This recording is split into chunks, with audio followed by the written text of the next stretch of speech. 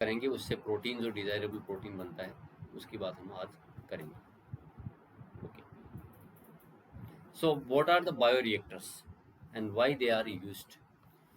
जैसे मान लो for example अपन यहाँ पे बात कर रहे हैं इंसुलिन की, या फिर अपन जैसे बात करते हैं अभी जो वैक्सीन आपकी बनी है, तो वैक्सीन भी इसको इतना काम करवाने में बहुत सारा टाइम लगा है इनको, साइंटिस्ट को 8-10 महीने वैक्सीन डिज़ाइन करने में पूरा लग गया। तो ये सब काम क्या है, मैन्युफैक्चरिंग यूनिट्स पे हुआ है, जो फार्मा कंपनी की है या फिर मैन्युफैक्चरिंग जो कुछ कॉन्ट्रैक्ट मैन्युफैक्चरिंग करते हैं उनके ऊपर है।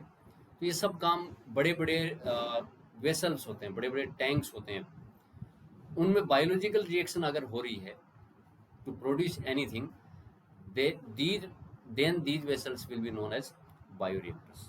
तो उसमें क्या है, these are vessels in which raw materials are biologically converted into specific products, enzymes, using what, microbial, plant, animal और human cell, इसको अपन इसमें डालते हैं। these will be put into these vessels और इसमें वो ग्रो करवाएंगे। अब निश्चित सी बात है कि अपने को कोई भी ट्रांसफॉर्मेंट सेल है, ऐसा नहीं कि सीधी माइक्रोबियल सेल डाल दिया आपने और काम हो जाएगा, नहीं। The transformant cells, transformant cell मतलब the cell which have got the cloning vector with which we have integrated our desired gene. For example, we are taking here example of insulin. Insulin is a hormone which is protein in nature and it is controlling the blood level, glucose level in the blood. वो इसको control करता है। तो insulin को हम produce करवाने के लिए सबसे पहले इंसुलिन का जीन आइसोलेट करते हैं, then we will be integrating this isolating and separating this gene with jelly electrophoresis, then we will be integrating this gene with cloning vector, cloning vector के साथ में इसको अटैच हम करते हैं, and then we will be sending this cloning recombinant DNA, recombinant plasmid in a cell. अब वो cell कोई भी हो सकती है, microbial cell, plant cell, animal cell और it may be human cell also, depending on the cloning vector, types of the cloning vector. तो उसको हमने भेज दिया वहाँ पे, then we will be isolating और will be differentiating between the transformant and non transformant cells, कि ये हमारी ट्रांसफॉर्मेंट सेल है जिसमें रिकोमिनेंट प्लाज्मिड गया है, रिकोमिनेंट वेक्टर और रिकोमिनेंट डीएनए गया है। Recombinant plasmid, recombinant vector, recombinant cloning vector, recombinant DNA, ये चारों वर्ड एक ही मीनिंग को इंडिकेट यहाँ पर करते हैं। ठीक है, इसको हमने सेल के अंदर इंसर्ट करवा दिया और सेल को हमने डिफ्रेंशिएट भी कर लिया कि this cell is transformant, this is non transformant, using the selectable markers. ये प्रोसेस हमें करनी है। तो उससे पहले जेल इलेक्ट्रोफोरेसिस जो आइसोलेशन के करते हैं, उसके लिए हमें क्लोनिंग वेक्टर के साथ में वो प्रोसेस करवानी है और साथ में इसी प्रोसेस को डीएनए ऑफ इंटरेस्ट के लिए भी ये प्रोसेस करवानी है।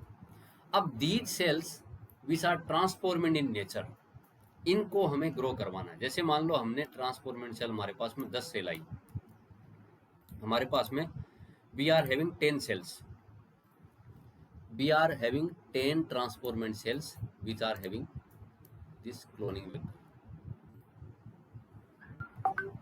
ओके, तो ये हमारी सेल है। मान लो हमारे पास में ऐसी कितनी सेल्स हैं, 10 सेल्स हैं हमारे पास में। तो इन 10 सेल्स को हम ग्रो करवाने के लिए, अब 10 सेल से तो काम नहीं चलेगा क्योंकि 10 सेल बहुत बहुत कम अमाउंट में इंसुलिन को प्रोड्यूस करेगी और हमें मान लो इंसुलिन चाहिए 10 लीटर, 10 लीटर इंसुलिन चाहिए हमें। तो 10 लीटर को प्रोड्यूस करने के लिए 10 सेल से कोई कुछ काम नहीं होता है, वो उस अराउंड नथिंग। तो हमें क्या करना है, इसको उसकी बहुत सारी बैक्टीरियल, जैसे हम बैक्टीरिया का एग्जांपल यहाँ ले लेते हैं, बहुत सारी बैक्टीरिया की सेल्स हमें यहाँ पे चाहिए, किससे, इस रिकोम्बिनेंट से बनी हुई, और अदर नहीं, इस रिकोम्बिनेंट बैक्टीरिया से, जो ट्रांसफॉर्मेंट बैक्टीरिया उससे बनी हुई सेल्स हमें चाहिए, यानी इसी की जनरेशन चलनी चाहिए आगे।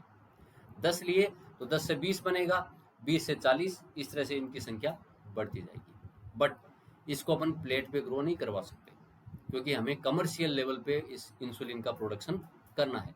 बहुत सारी इंसुलिन हमें चाहिए, तो we will be growing them at large scale. इनको हम लार्ज स्केल पे ग्रो करवाएंगे तो number of cells will be more and number of product will be more in liters. So bioreactors are the vessels where we can grow these transformed cells by providing them nutrient media. इनको खाने के लिए nutrient media क्या है? खाना, उनका खाने का सामान है। ये बैक्टीरिया इनको खाएंगे और अपनी संख्या को बढ़ाएंगे। Okay, so bioreactors are used to produce large quantity of the product. How much they can produce? They can process around 100 to 1000 litre of the culture. अगर अपन इतनी कल्चर लेते हैं, इतनी लीटर को आप इसमें कल्चर को, जो बैक्टीरिया की कल्चर है, उसको ग्रो करवा सकते हैं। They provides what? Optimal growth conditions are provided by temperature is controlled. जितना चाहिए उतना टेम्परेचर हम उनको दे सकते हैं। किसी को 50 चाहिए तो 50 हम मेंटेन कर सकते हैं। Some cells are requiring 37 degree Celsius like human cells. We can control the temperature up to 37 degrees Celsius. And pH, whatever pH cells requiring, like some bacteria are acidic, they are residing in acidic environment, some are in basic, so accordingly we can control the pH also. Substrates, salts, vitamins, ये सब nutrient media का parts हैं जो हम इसको provide करवा रहे हैं। And obviously oxygen also, because if anaerobic bacteria is there, then there is no need of oxygen. But if you are growing aerobic bacteria or plant, animal or human cell, then oxygen will be needed. तो उनको oxygen भी वहाँ पे हमें देनी है। तो bioreactors is providing all the facilities to get the production of desired product. Okay, most of the bioreactors are commonly used, which are commonly used are steering type. Steering का मतलब है कि जैसे हम यहाँ पर मैं डायग्राम बना रहा हूँ, जैसे एक सिंपल डायग्राम बना रहा हूँ यहाँ पे, ये मान लो बायोरिएक्टर है। अपन क्या करते हैं, जैसे नींबू पानी बनाते हैं ना हम लोग, तो हम नींबू पानी, तो हम क्या करते हैं, पहले नींबू को स्क्वीज करते हैं और उसके अंदर चीनी मिलाते हैं। तो चीनी मिलाते हैं बेटा, क्या करते हैं हम उसको, किसी कोई चीज़ को, चम्मच को या कोई भी चीज़ स्टीरर के रूप में काम में लेते हैं, उसको हिलाते हैं अपन। तो उससे क्या है, why we are stirring, so that this sugar is uniformly distributed in the this lemon water. जो वाटर के अंदर अपन लेमन मिलाया है, उसमें शुगर और लेमन के जो पार्टिकल्स है वो यूनिफॉर्मली उसमें मिल जाएं अच्छे से। तो स्टीरिंग में भी यही मकसद है। स्टीरर मतलब एक इसमें मोटर से कनेक्टेड एक स्टीरर लगा रहता है जो पूरी पंखे की तरह घूमता है, and that is ensuring that oxygen and nutrients are supplied to each and every cell which is there in the bioreactor। तो वहाँ पे जो है उसको पूरी मिलती है। Okay, let me draw the diagram of this stirring type और स्टीर्ड टैंक रिएक्टर्स। उसका डायग्राम हमें देखना है। Okay, let me copy from in net.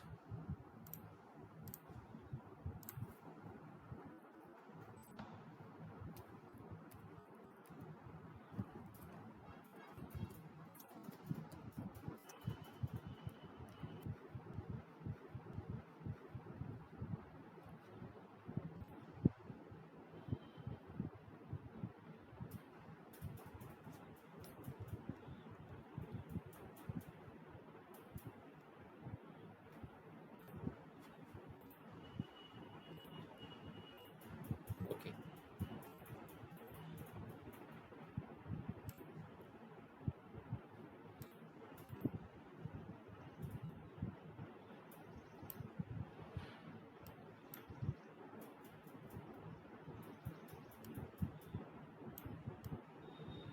इसको हम ऐसे ले आते हैं। So this is our simple steer tank bioreactor. इसकी स्ट्रक्चर मैं यहाँ पे आपको बता रहा हूँ। So one stirrer is there, you see here, देखिए, this is one motor here and indicator is showing this clock like thing is there which is showing what speed, pH, whatever thing which is monitored by this motor, वो इसका indicator है। And this is one stirrer, ये पूरा का पूरा जो blue ऊपर से मार्क कर रहा हूँ ये स्टीरियर है, and some impellers and foam breakers are attach with this one. इसके पंखे से लगे रहते हैं इस स्टीरियर के साथ साथ में, यहाँ पे आप देख रहे हैं इस तरह से इसके चारों ओर ये पंखे से लगे रहते हैं हर एक जगह, टाइम रेगुलर इंटरवल पे। इस पे ये क्या करते हैं, ये पूरा घूमता है इस तरह से मूवमेंट करता है ये, जिस भी डायरेक्शन में आप करवा रहे हैं। whenever electric supply is switched on, this will be revolving, ये घूमता है फिर। and we are putting acid and base for pH control, जैसे pH चाहिए हमें 7, एंड अब अंदर एक्टिविटीज की वजह से pH जा रहा है 8, तो 8 को मेंटेन, 8 को 7 बनाने के लिए we will be adding some acid to this one to control the pH. also steam for sterilization, अब इसमें कोई बैक्टीरिया को ग्रो करवा रहे हैं,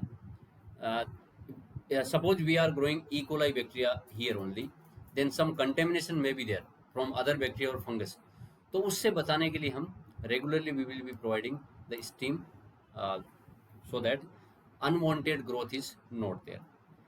Culture growth is there. Culture growth means whatever bacteria which is transformed and we are growing in this one, and regularly media is provided from time interval to fresh media, fresh nutrient media is provided to that one, and also the from the sampling pots the जो भी used media है उसको अपन बाहर निकाल लेते हैं। और ये फॉर्म ब्रेकर इसमें लगा हुआ, फॉर्म ब्रेकर का मतलब है जब कोई भी चीज़ घूमती है, अगर पंखे नुमा कोई स्टेयर घूमता है तो फॉर्म क्रिएट होता है। फॉर्म होने से प्रॉब्लम ये है कि ऑक्सीजन और न्यूट्रिएंट मीडिया की सप्लाई हर एक सेल तक नहीं जाती है, तो दिस इम्पेलर और this stirrer is also breaking the form, form को भी ब्रेक करता है जिससे फॉर्म बनते नहीं हैं, and there is no problem in uniform distribution of oxygen and nutrient.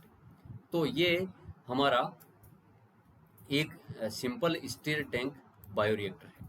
तो इसका डायग्राम आप अच्छे से बनाइए और इसका लेबलिंग भी आप अच्छे से देख लीजिए। दूसरा है स्पाज्ड टैंक स्टील टैंक बायोरिएक्टर, उसकी स्ट्रक्चर भी अपन देख लेते हैं।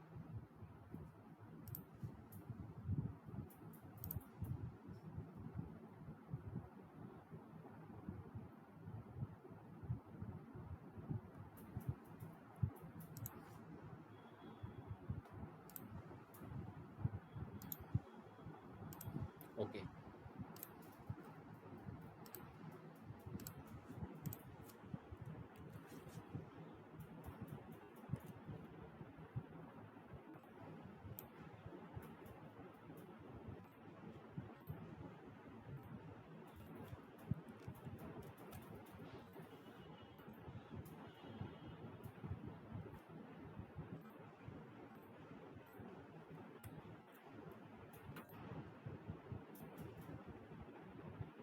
okay, so this is another stirred tank bioreactor which is here. So this one is also having the impeller here which is moving, it has shaft, और ये घूमता है जिस भी डायरेक्शन में ये घूमकर uniform distribution, it is ensuring the uniform distribution of nutrient and oxygens and increase surface area for oxygen. So what it is doing, ये पूरे में यूनिफॉर्म डिस्ट्रीब्यूशन करता है और बबल्स क्रिएट करता है। इसमें क्या है, बबल्स क्रिएट होते हैं। बबल्स क्या करते हैं, they are increasing the surface area for oxygen transfer. तो ऑक्सीजन की अवेलेबिलिटी को इंक्रीज करने के लिए ये क्या करता है, इट इज क्रिएटिंग बबल्स, ये बबल्स को बनाता है यहाँ पे।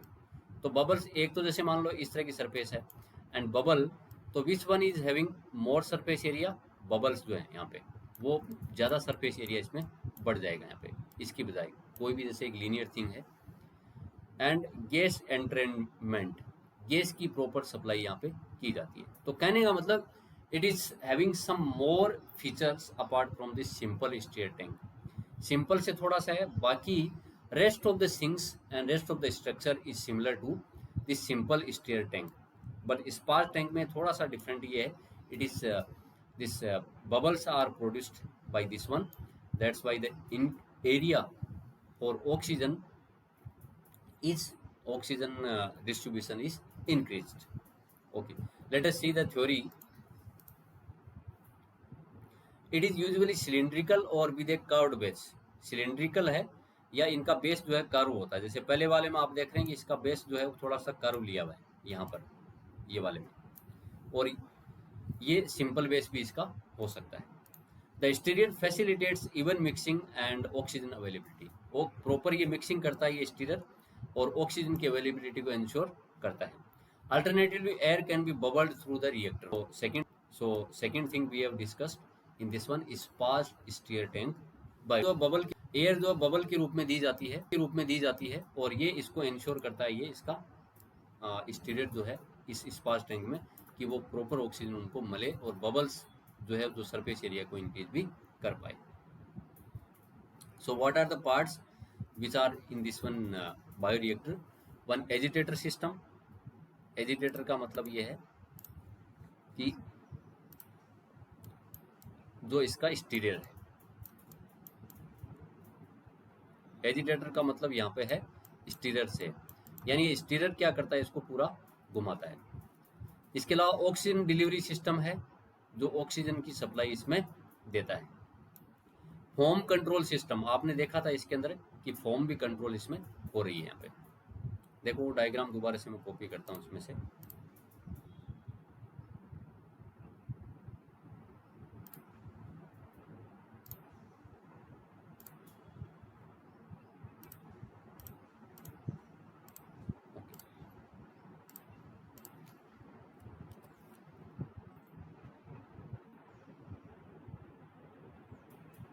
Okay, so here agitator system is there, this one agitator system which is stirrer here, which is agitating, मतलब वो घूमता है, उसका शाफ्ट जो है घूमती है, जिससे वो प्रॉपर न्यूट्रिएंट और ऑक्सीजन जो है वो सब सेल्स तक पहुंचती है.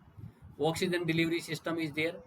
ऑक्सीजन को अपन डालते हैं इसके अंदर, यहाँ पे इसमें उसका लेबलिंग नहीं करा हुआ है, पर इसको ऑक्सीजन की सप्लाई के लिए यहाँ पॉइंट है इसके अंदर, जिससे ऑक्सीजन इसको टाइम टू टाइम दी जाती है. Foam control system is there. You see here foam breaker is there in this first diagram. Temperature control system is there. इसमें प्रोब्स लगा दिए जाते हैं जो ये इंडिकेट, और उसको साथ में मशीन से हम कनेक्ट कर सकते हैं. बाकायदा पूरा control electrically digitally system is there. So temperature control, imagine one cell is requiring 37 degree Celsius temperature for their survival. तो ये टेम्परेचर अगर ऊपर नीचे जा रहा है तो हम उसको मशीन से कंट्रोल कर सकते हैं. ये फैसिलिटी इसके साथ में होती है. पीएच कंट्रोल सिस्टम आपको बता ही दिया यहाँ पे, ये सब है इसके अंदर.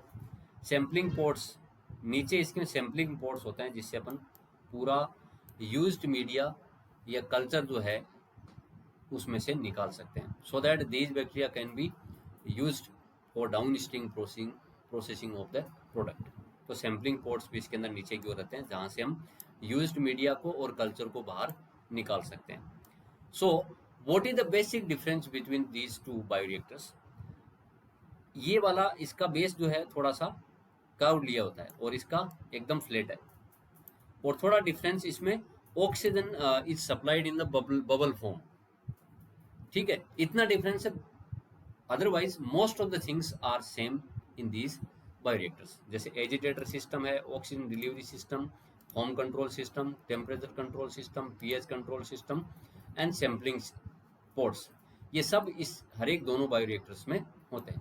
बस बेसिक डिफरेंस ये है कि इसमें एयर बबल्स क्रिएट होते हैं जो सरफेस एरिया को ऑक्सीजन की सप्लाई के लिए बढ़ा देते हैं. बस ये अंतर इसके अंदर होता है. So these are the parts of bioreactor. Then last topic is of downstream processing, जिसको अपन डीएसपी बोलते हैं.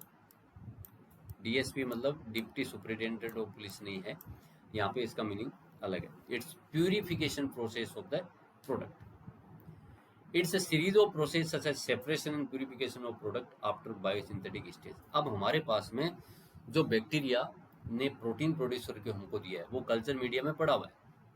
जो कल्चर हम निकाल रहे हैं कल्चर मीडियम बायोरिएक्टर में, उस कल्चर मीडियम को जो सैम्पलिंग पोर्ट से हम निकालते हैं, that is having the product also like insulin. तो वो इंसुलिन बन के इसमें पड़ा हुआ है. इसको हमें क्या करता है It is mixed with the debris of dead cells, some may be living also, and it is contaminated with other products like DNA, RNA, and carbohydrate also, and other proteins also.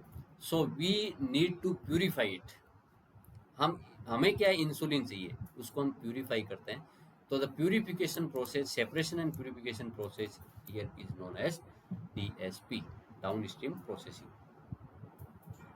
The इसके लिए आपकी book में केवल ये 2-3 लाइनें दी हुई है. इसके लिए बाकायदा बहुत सारी मशीन चाहिए, कॉलम क्रिएट करने पड़ते हैं हमको, पूरी मशीनरी लगती है उसके अंदर. तो ये आपके लेवल पे इतना ही है. इसके बाद में जो प्रोडक्ट हमारा बना है, जैसे इंसुलिन है, अब इंसुलिन को सीधा अपन ले नहीं सकते, that will be formulated.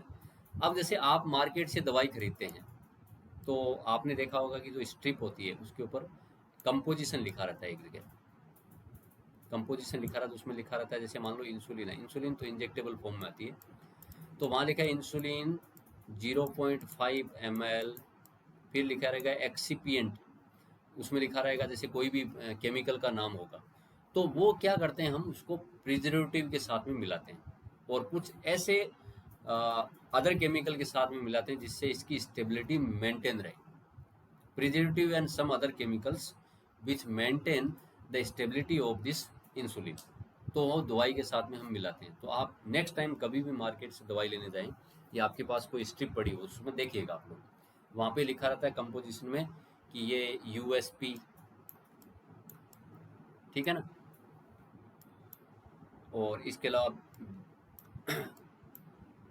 ISP, USP नहीं, IP सॉरी, IP लिखा रहेगा, या फिर USP, United States pharmacopoeia and Indian pharmacopoeia. ये फार्मेकोपिया एक्चुअली क्या होता है, रूल्स रेगुलेशंस होते हैं, उसकी गाइडलाइन होती है कि किस तरह से दवाई बनानी चाहिए. तो इंडिया में फॉलो होती है IP, US में होती है USP.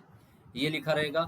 साथ में सम एक्टिव ग्रेडियंट्स आर रिटर्न, जैसे इंसुलिन है तो इंसुलिन की अमाउंट लिखी रहेगी, और साथ में कुछ और केमिकल्स उसके नीचे लिखे रहेंगे कि इसकी इतनी अमाउंट है, 0.2 ml है, 0.2 माइक्रोलीटर है.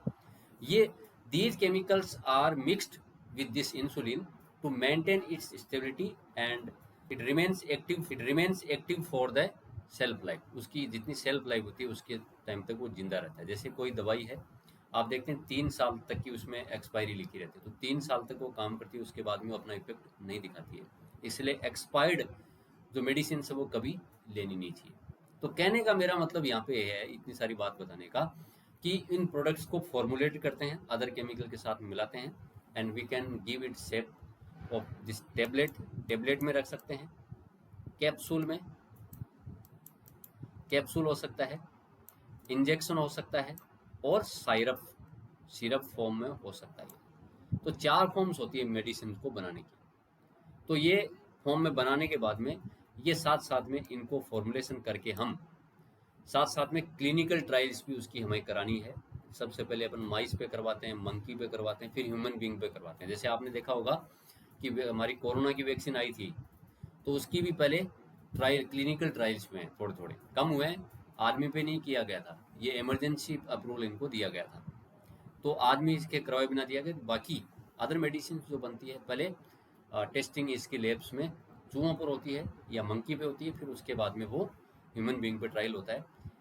और उसकी क्वालिटी कंट्रोल टेस्टिंग होती है बाकायदा कि ये प्रोडक्ट जो है वो स्टैंडर्ड फॉलो कर रहा है कि नहीं, अपना इफेक्ट दिखा रहा है कि नहीं. ये सब करने के बाद में इस दवाई को मार्केट में उतारा जाता है. तो इतनी सारी प्रोसेस हमें करवानी होती है. Thank you.